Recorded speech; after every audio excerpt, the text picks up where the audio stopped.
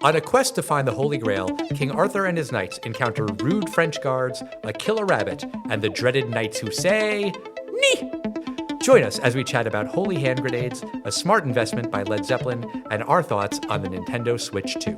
It's just a flesh wound as we find out if Monty Python and the Holy Grail stands the test of time.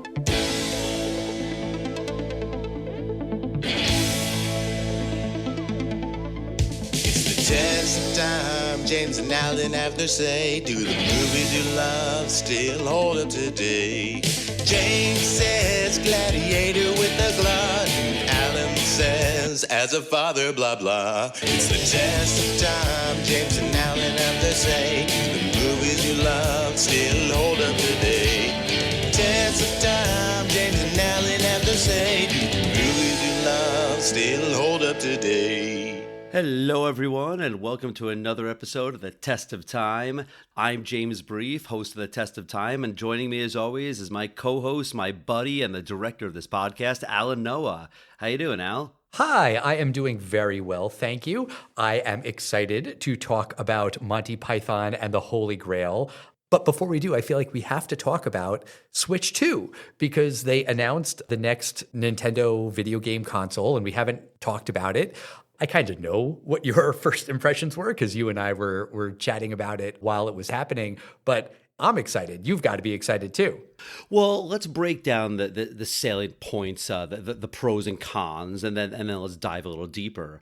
The pros, it's a much more powerful system. It's a little bit bigger. They fix some of the controller issues. They can be used as a mouse, and it's backwards compatible. The cons, the price, it's certainly going to be way higher than Nintendo's strategy of being the real cheap, more affordable one. Well, not necessarily though. The Switch 2 just on its own will cost $449.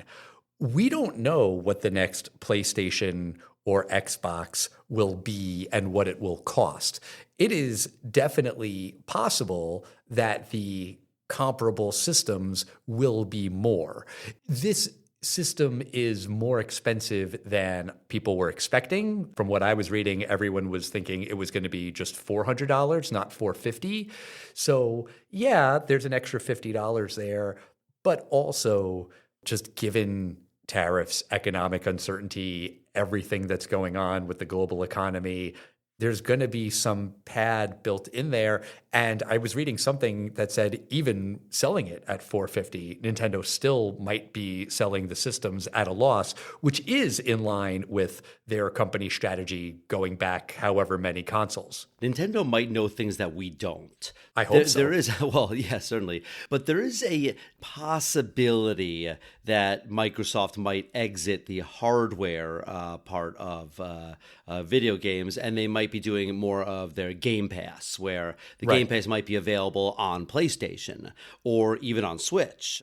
But if there's no Xbox next generation, then there's just going to be PlayStation 6, presumably, and then there will be the Nintendo. And you're absolutely right, Al. The PlayStation 6, there's no reason why it might not be $599. Exactly. Personally, I'm a little bit more upset at the fact that the game prices might be going up a little bit quicker. Mario Kart, what is it going to be? Oh, Mario Kart World. Yeah, yes. I guess they're not numbering them anymore. Well, they might do for 10. This is 9. Right, exactly. Mario Kart X. Yeah. The rumor is that it's going to be $80 digital and maybe $90 for a physical copy.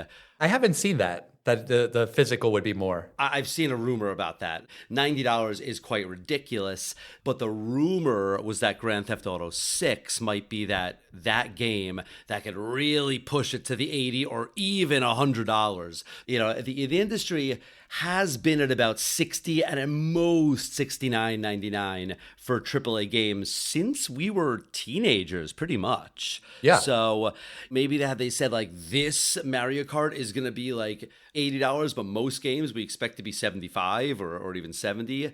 That'd be one thing, but every single release is going to be $80 standard. But hold on out, because Donkey Kong Bonanza is going to be $70. So that already does show that not every game will be $80. That's true. And certainly there is some frustration that Yeah, in the Switch life cycle, I think it was Tears of the Kingdom was the first and maybe only game that hit 70. So now maybe is 70 kind of the baseline?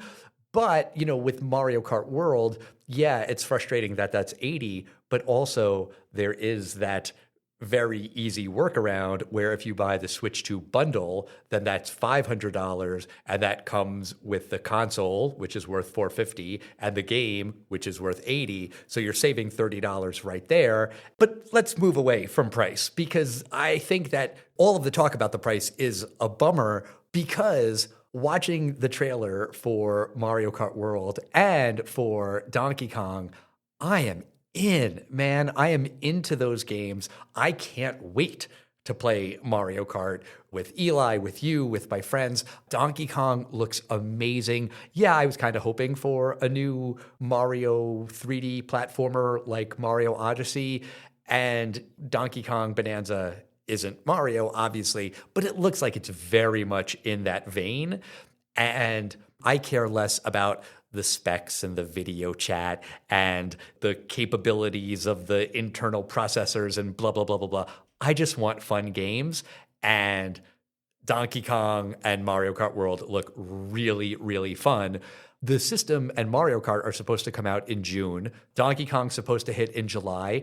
Yeah, I'm just looking forward to playing these games soon. That's so cool. Yeah, and the thing that I'm very excited about the Switch is it's going to feature perhaps my favorite, secretly my favorite Nintendo system ever, and that's the Nintendo GameCube. And that's going to be emulated on the Nintendo Switch and on the Switch 2. And I just have such a soft spot for the GameCube. That's pretty cool. It is cool. All right, let's get into Monty Python and the Holy Grail. I am chomping at the bit to hear what you thought about this movie. But before we get into that, I'll just give a recap of the movie for anyone who hasn't seen it. It is a comedic take on the legend of King Arthur, and the movie follows Arthur and his bumbling Knights of the Round Table as they embark on a quest to find the Holy Grail. They don't ride horses, but they use coconuts to make galloping sounds. They get into a lengthy discussion about swallows. King Arthur hacks off all 4 limbs of the Black Knight. Sir Bedivere builds a Trojan rabbit to invade a castle, but forgets to climb inside. Sir Robin runs away from the 3-headed knight. Sir Galahad is nearly seduced by the beautiful maidens of Castle Anthrax. Sir Lancelot slaughters many guests at a wedding, and then the knights reunite and get close to the Holy Grail, only for their quest to end in the silliest way possible. So this movie has become a beloved cult classic. I don't know if it was a big box office smash when it first came out. I don't think it was even released theatrically in America. Is that right? It's a little unclear. I mean, this movie was first released in April 3rd, specifically 1975. The 50th anniversary. Yeah, the 50th anniversary. With its budget of 300,000 American dollars, in its first 3 weeks in London, I had read that it had grossed $122,000 in London alone, and in its first week in New York, it grossed $35,000. By 1987, it had earned $5 million in rentals in the United States alone. It spawned a franchise. It kind of did, but this was also an outgrowth of a TV show, Monty Python's Flying Circus, which was a sketch show in England. I believe it was on the BBC. And so that show had been on the air for several years.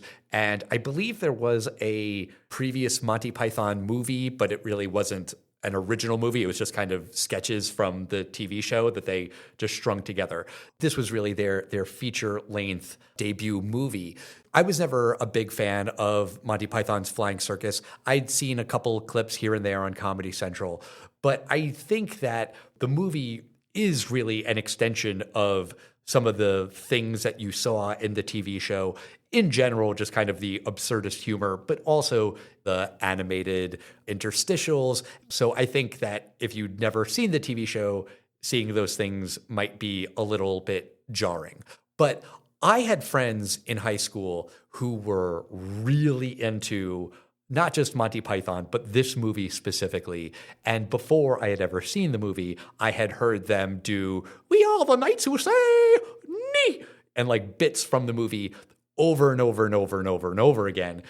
Did you have friends like in high school, college who were really into this movie and would quote it all the time? No, the only person I knew that watches, I believe, and she'll definitely correct me if I'm wrong, but this was a movie that I used to think of as a Joanna movie. And that's Joanna, Okay. my sister, who's been on the show many times. Sure. This was a film that I feel like she watched, and she watched with her friends, but I never watched. But it didn't quite penetrate my age. I didn't have any friends. You didn't have any friends? Aw, that's so sad. Oh, no friends that quoted Monty Python. Oh, okay. I had friends who quoted this movie a lot, and after a while of them just quoting the movie, at a certain point, I was like, I'm just going to come over and we're going to watch the damn thing. So I first saw this movie in high school.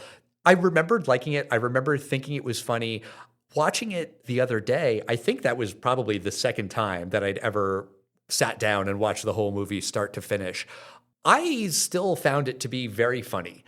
This is the question I've been itching to ask you since we started today. What did you think of the movie? Just kind of big picture, what did you think of the movie's sense of humor? Were you laughing a lot? Was it guffaws, maybe a couple of chuckles? Was it not funny at all? What did you think of the humor? It's British humor. Define that. Meaning it's intelligent. It's like, oh, that is not expected. Like, you first watched this, what, 1995 or something? I'll say 96 or 7, but around there. Sure, but at the same year, to me, comedy is Jim Carrey in Dumb and Dumber and Adam Sandler and Billy Madison. It's slower. Wait, which is slower? The Monty Python stuff. I disagree with that. I read some stat about that this movie has 527 jokes or something like that. And this movie's 90 minutes long. So there's a lot of jokes coming at you fast and furious. Yes. So what do you mean by it being slower? I mean slower as in it's not Jim Carrey bending over, making ass cheek jokes. I'm saying a little bit slower as in, is this a sparrow from Africa or from Europe? It's intellectual. You know, they're singing about Sir Robin the Brave, Sir Robin the Brave, something, something, Sir Robin the Brave.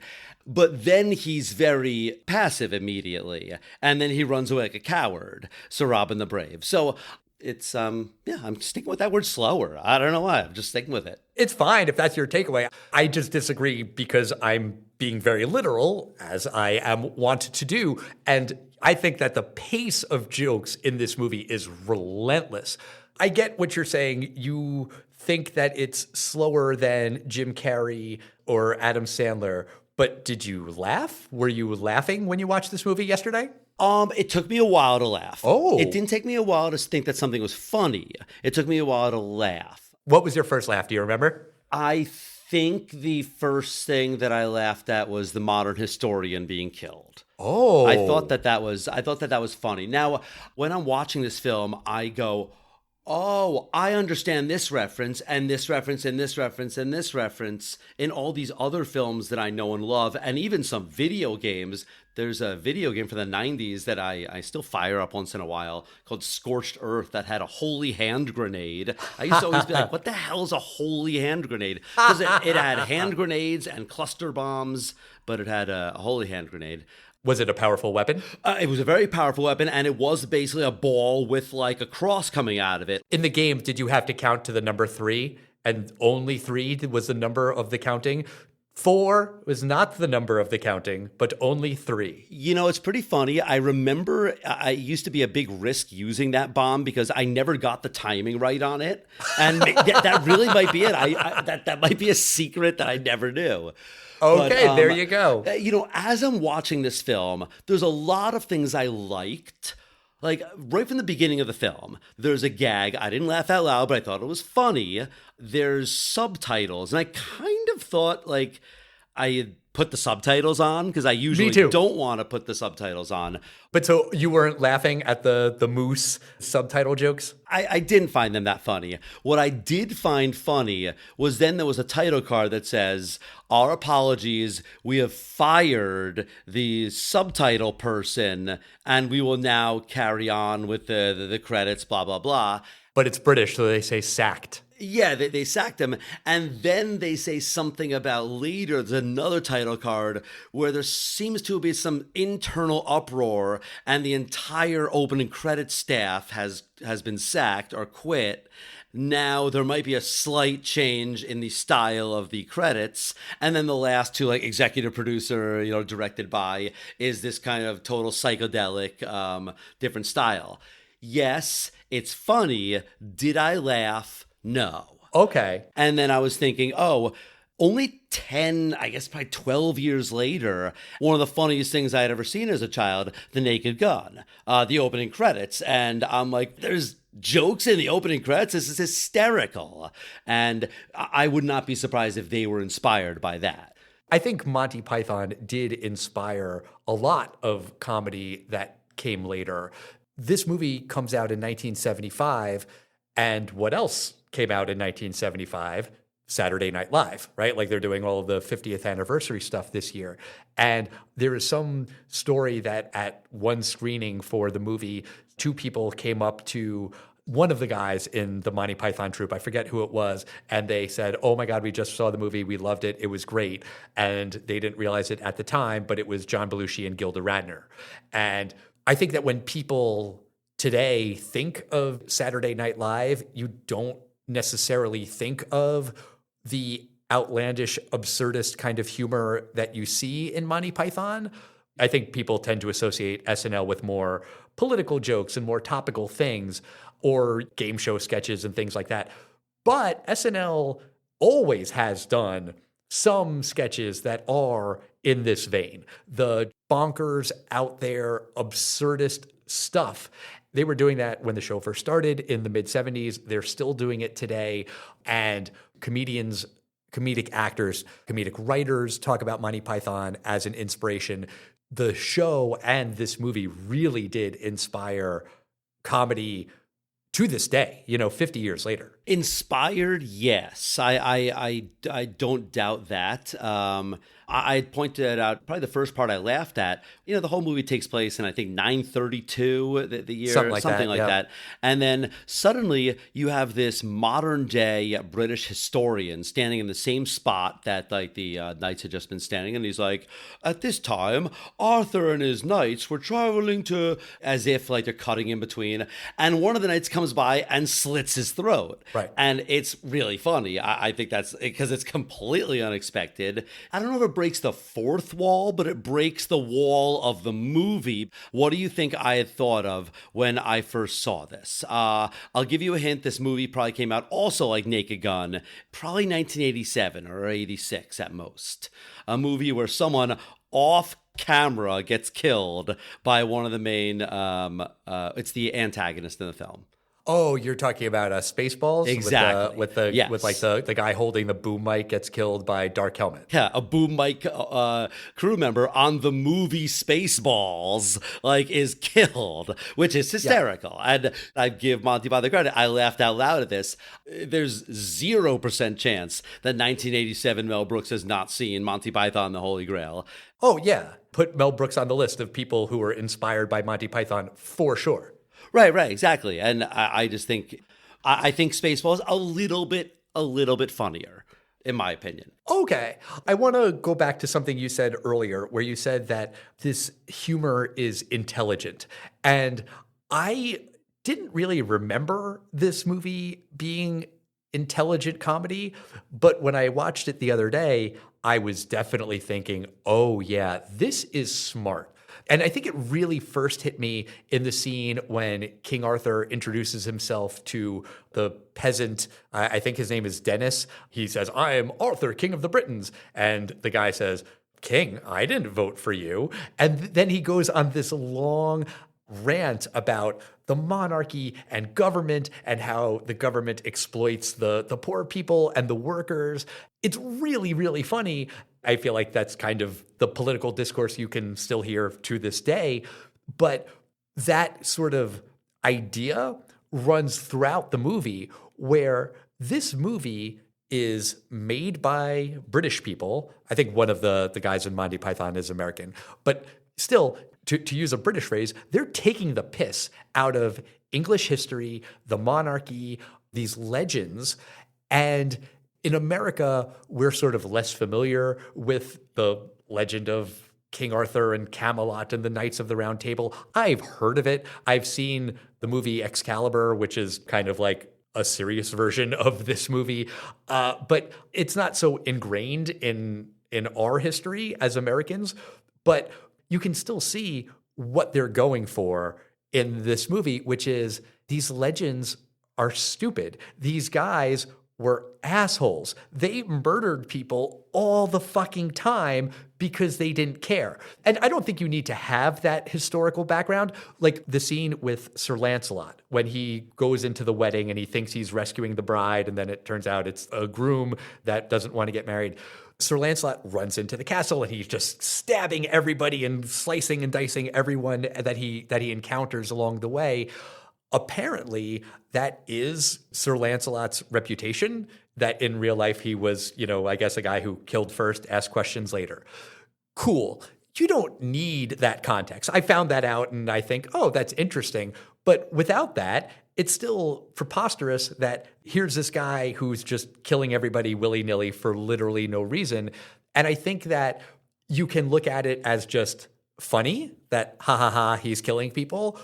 But there is satire on there. There is an intelligent commentary layered in there of these guys who we have turned into heroes. They were fucking murderers. The only thing I know about Lancelot is I think he's kind of the playboy of the group. I think he had an affair with Guinevere, who was like the lover of King Arthur or something. Oh. But he's killed off. He's killed off on the bridge, right? Right, when it's like, you must answer the questions 3. What is your name? What is your favorite color? He asks about the swallow, and then King Arthur says, well, the European swallow or the African swallow? And then that guy doesn't know, and then he gets flung into the gorge. Exactly. That's a good bit. I think one of the most intelligent jokes is there's a beast, and they made it animated, and it's kind of cool looking, for what it was. How did the knights beat the beast, Al? Do you remember? Yeah, of course, the animator has a heart attack. Right. I just think that's very smart, that the actual animator died, and you couldn't complete that. I thought that was very funny. The animated stuff, like I was saying earlier, that comes from Monty Python's Flying Circus. They did that in the TV show. Terry Gilliam plays the weak-hearted animator. But the reason that they had that monster be a cartoon is because they had no money. And there are a lot of things in this movie that were done because they had no money. The end of the movie is the last remaining knight, along with King Arthur, get arrested for murdering the historian. It's a anticlimactic ending. It's funny because it's an anticlimactic ending. You expect that in a movie about the Holy Grail, that at the end they would get the Holy Grail. They don't. They don't have the big battle scene that you're expecting, even though they do have that shot with all the extras. Why? Because they didn't have any budget. They had no money, and so they did what they could do. Why is it that King Arthur and his knights aren't on horses, but they just do the coconut sounds, the clip-clop, clip-clop? Well, they've turned it into a joke, but also they did that because they had no budget for actual horses. A lot of these decisions were made out of necessity. They just didn't have the money and the resources to do the things that they wanted to do, but they leaned into those things and they made it work for the comedy. So that sequence with the monster, it works because it's a cartoon, because it's funny when the animator dies. It's funny that the movie ends abruptly. It's funny with the coconut and everything. Speaking of financing, I don't know if you saw this bit of trivia, but did you see who helped finance this movie? No. It was Led Zeppelin and Pink Floyd and I think Genesis as well. Apparently there was a thing in England around this time where the taxes were super high on the wealthy and these musicians had a lot of money and they liked Monty Python's Flying Circus, so they just invested in their movie as kind of like a tax write-off kind of a thing. Eventually, this movie was adapted into Spamalot, which was a Broadway show, and I think those guys were still getting residuals from that. So it turned out to be a very good investment for the Led Zeppelin and Pink Floyd guys. Very lucrative. Yes. I have to admit it. The coconut, no horses thing, I did not find it funny. I kind of thought it was annoying. But then the whole thing about where did you find the coconuts? Well, we found them, but that doesn't make sense because we are in a moderate climate and coconuts are tropical. Well, I don't know, maybe a bird dropped it. Now, how would a bird carry a coconut? And then it's the European sparrow, or which sparrow could do it. Like that whole conversation cracks me up. I think that is so damn funny. I'm going to plead a little ignorance here. The only thing I really knew about the Holy Grail, what do you think I knew about the Holy Grail, Al? Indiana Jones and the Last Crusade? Correct. So I honestly kept thinking, I'm like, when are they going to get to the Middle East? And like in Indiana Jones, I guess the Holy Grail it could be anywhere. It could have been the Crusaders brought it back to Europe, or it's still in the Middle East. But I thought they had gotten to France at one point. But no, these were just French people in England, right? Yeah. And why are there French people in this castle? Oh, because it's funny. It's funny that they have a French accent. And the taunts by the French people are so goddamn funny. I fought in your general direction. Your mother was a hamster and your father smelt of elderberries. That's just fucking funny. I don't know why, but that cracks me up. That is priceless. That doesn't crack me up at all. You don't think farting in someone's general direction is funny? The humor in that scene, like, what is the joke? Okay, I can answer that. It was one of the Terrys, I believe, who directed the movie. It was directed by Terry Gilliam and Terry Jones. They co-directed it. And I think it was Terry Jones. I might be mistaken on that. But he said that the point of the movie, what this movie is saying, is that the way to deal with authority, the way you can fight back against authority is through mockery.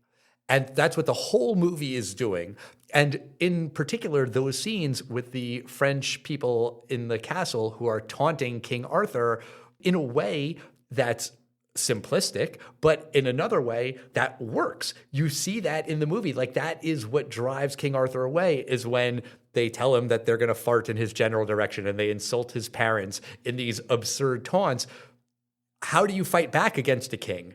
You can make fun of him. We're seeing that now. I mean, nothing gets under Trump's skin more than him being insulted.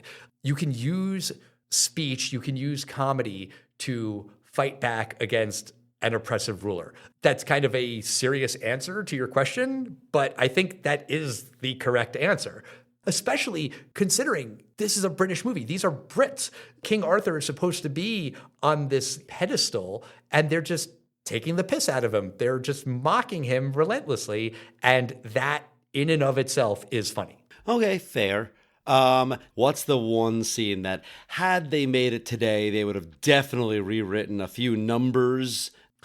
Oh, you're talking about the scene at Castle Anthrax, Yep. when they say that all of the girls there are beautiful blondes and brunettes aged 16 to 19 and a half. And it's like, oh, no. You meant to say 21 through 25? Exactly. Like the joke that they meant to say today was, these young virgins, but oh boy, 16 to 19, 16. And that scene is with Sir Galahad the Chaste, which I believe was your nickname in college, right? There's a part in the beginning when they're trying to go to Camelot, and there's like a musical taking place at Camelot. So Arthur's basically like, fuck this. That song is so funny. We're the Knights of the Round Table, we dance whenever we're able. The way that they construct the rhymes, it's brilliant. That's kind of what they built Spamalot around, where they're rhyming Camelot, they eat Spamalot. But very, very funny. And then, they don't go into Camelot because King Arthur says, it is a very silly place. And then they just walk away. I don't doubt what you're saying there, Al. But the rhyme scheme and the actual words, but it was a little fast for me. It is a very, very funny song. Listen to it again. Fine. There was another joke that I knew while I was watching it. I'm like, I know this is funny. I don't know why it's funny. There was an animated part where I guess they get through the winter and then the summer, then the winter again, then the summer, then the winter. They said they were forced to eat Sir Robin's minstrels. I didn't know what a minstrel was. Oh, you didn't? No, I didn't. I thought maybe it was his dogs or something, or maybe it was his like, oh, they had to eat his horses. No, they don't have horses. They're just using the coconuts. They ate the people who are singing, who are annoying anyway when brave Sir Robin ran away. Well, Monty Python, the Holy Grail. It's 50 years old. Do you think this film stands the test of time? I do. I think this is a very, very funny movie. And also, it's not just me who thinks that. A lot of people quote this movie. If you say the knights who say knee, people will get it. Not everyone, but there are a lot of people who will know what you mean. It is very, very, very quotable when King Arthur fights the Black Knight and hacks off his arms and legs. And he's like, it's just a scratch. That's funny. Or maybe you don't think it's funny, but like people know that. If you say it's just a scratch, people will get that reference. Again, not everyone, not all people, but a lot of people will understand that this movie is beloved. It's quoted. It is appreciated. It inspired so, so much. And I think the comedy is at times silly and lowbrow, but also at other times really intelligent. I think this movie is making some big picture points about history and how we have kind of glossed over history. And, you know, that whole thing about history is written by the victors. Well, yeah, so the monarchy in England can tell all of these great stories about these kings and knights, but were they that great? The Monty Python guys, by the way, they were intelligent. I think a bunch of them went to Oxford and Cambridge. John Cleese was a visiting professor at Cornell for a long time. He was our unofficial faculty advisor on the Cornell Lunatic, the humor magazine that I wrote for years ago. I mean, he did nothing for us. I think he left a funny voicemail once that our editor had and then deleted. You know, there's a running gag in the movie about people who aren't dead yet, but other characters are saying, oh yeah, he's dead. And then they say, oh no, not dead yet. It's dark humor. But when you think about it, in medieval times, there was a lot of death, and sometimes it would just be easier to just kill this guy. Oh, they're coming through with the cart. Bring out your dead. Bring out your dead. This guy, yeah, he's not dead yet, but he will be dead soon. So you're just going to throw him on the pile. That is dark, dark shit, but it's funny, and it is intelligent satire. Also, very recently, a friend recommended to me that I should start watching I Think You Should Leave with Tim Robinson. Have you watched that show on Netflix? No. First off, it's brilliant. It's really funny. Even if you've never seen it, you've probably seen the memes, like the guy in the hot dog outfit saying, we're going to figure out who did this. It's really, really funny. And it's Monty Python humor. It is absurd, bizarre, out of left field stuff that if you watched the beginning of a skit from I Think You Should Leave, or even if you started watching a scene from Monty Python and the Holy Grail, if you started watching that first scene where King Arthur goes up to that castle and he says that he's looking for knights to join him for the Knights of the Round Table, and then someone pushed pause and then gave you a piece of paper and said, okay, you know that this is a comedy, write down what happens next. If you had 1,000 chances to write what happens next, you would be wrong 1,000 times. You would not guess that there would be a conversation about the airspeed of swallows. First off, that's impressive that they're able to just make such bizarre left turns. And it's impressive that they're able to make those things funny. And it's impressive that they're able to layer some meaning on top of that joke. And yeah, I think that kind of humor does very much stand the test of time while you have people doing this kind of absurdist humor to this day. And yeah, I think a lot of that comes from Monty Python and this movie specifically. So yeah, I 1,000% think this movie stands the test of time. What do you think, James? Do you think Monty Python and the Holy Grail stands the test of time? I did not dislike this film. I wanted to find it a lot funnier than I did, Al.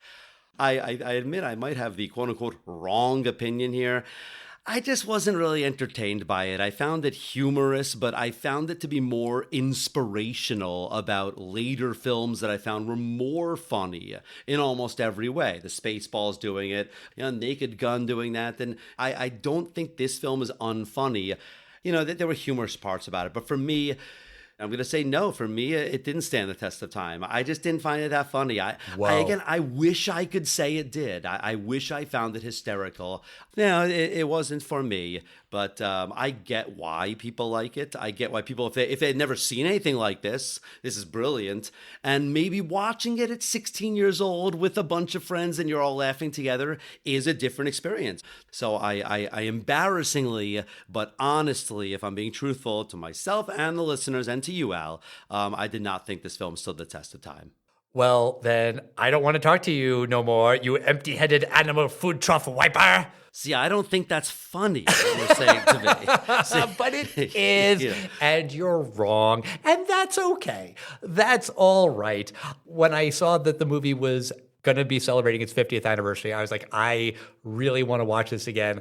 I was wondering if you were not going to like it. I thought you might just not be amused by it, and it's subjective, but I do think that in a way, it's funny that you say that you like Jim Carrey and Adam Sandler, and that was kind of more your speed. Even back in high school, I feel like this sense of humor isn't that far off from Jim Carrey and Adam Sandler. Jim Carrey's more slapstick, it's more physical, but just the kind of random weirdo shit that you would see in an Adam Sandler movie, it's the same kind of bizarre things that Monty Python does.